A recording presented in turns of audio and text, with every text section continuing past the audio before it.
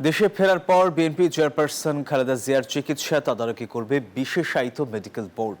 বিএনপির স্বাস্থ্য বিষয়ক সম্পাদক ডাক্তার রফিকুল ইসলাম জানিয়েছেন, লন্ডন ক্লিনিকের পরামর্শ অনুযায়ী চিকিৎসা সেবা দেবেন মেডিকেল বোর্ডের সদস্যরা। ফজলে রাব্বি সৌরভের প্রতিবেদনে বিস্তারিত। 2018 সালে কারাবন্দী হওয়ার পর থেকেই শারীরিক অবস্থার অবনতি হতে থাকে বিএনপি চেয়ারপারসন খালেদা জিয়ার। সে সময় চিকিৎসকরা জানান তিনি ডায়াবেটিস, আর্থাইটিস, কিডনি ও লিভারের দীর্ঘমেয়াদী সমস্যায় ভুগছিলেন। ছাত্র জনতার প্রবল আন্দোলনে স্বৈরাচার পতনের পর চলতি বছরের 7 জানুয়ারি উন্নত চিকিৎসার জন্য লন্ডনে যান খালেদা জিয়া। টানা 17 দিন চিকিৎসাধীন থাকার পর লন্ডন ক্লিনিক থেকে গত 25 জানুয়ারি যান বড় ছেলে তারেক রহমানের বাসায়। 4 মাসের চিকিৎসা শেষে মঙ্গলবার দেশে ফিরছেন বেগম জিয়া। দেশে ফেরার পর জরুরি পরিস্থিতিতে বসুন্ধরা আবাসিক এলাকায় অবস্থিত এভারকেয়ার হাসপাতালেই চিকিৎসা নেবেন বিএনপি চেয়ারপারসন। একই সঙ্গে আন্তর্জাতিক খ্যাতিসম্পন্ন চিকিৎসকদের সঙ্গে নিয়মিত যোগাযোগ রাখবে তার মেডিকেল বোর্ড।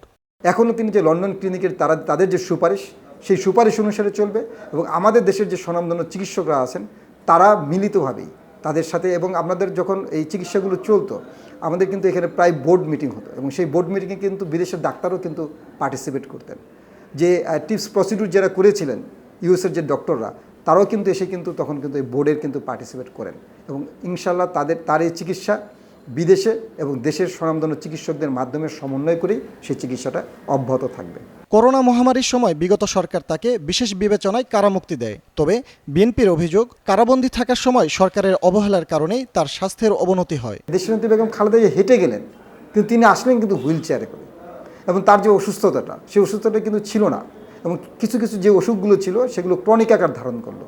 তা স্বাভাবিকভাবেই সে সন্দেহের অবতারণা হলো যে কেন তাকে এরকম করলো, এবং এটা তো স্বাভাবিক। আপনি এটা শুধু এই দেশের রাজবন্দীদের ক্ষেত্রেই নয়, বিদেশের অনেক রাজবন্দীদের ক্ষেত্রে এই ধরনের ঘটনাগুলো ঘটেছে। শুধু সন্দেহটা আসাটাই স্বাভাবিক, এবং তাকে মেরে শুধু এই বাংলাদেশ জাতীয়তাবাদী দল তাকে ধ্বংস করার যে প্রক্রিয়া চালাচ্ছিলেন তারা, সেটা কিন্তু তাদের সম্পূর্ণ বিফলে গিয়েছে। ঢাকায় পৌঁছানোর পর সাবেক প্রধানমন্ত্রী বেগম খালেদা জিয়াকে রাখা হবে তার গুলশানের বাসা ফিরোজায়। জরুরি পরিস্থিতিতে চিকিৎসা সেবা নিশ্চিত করতে সেখানে স্থাপন করা হয়েছে অক্সিজেন সিলিন্ডার সহ আনুষঙ্গিক মেডিকেল যন্ত্রপাতি। ফজলে রাব্বি সৌরভ, নিউজ 24, ঢাকা।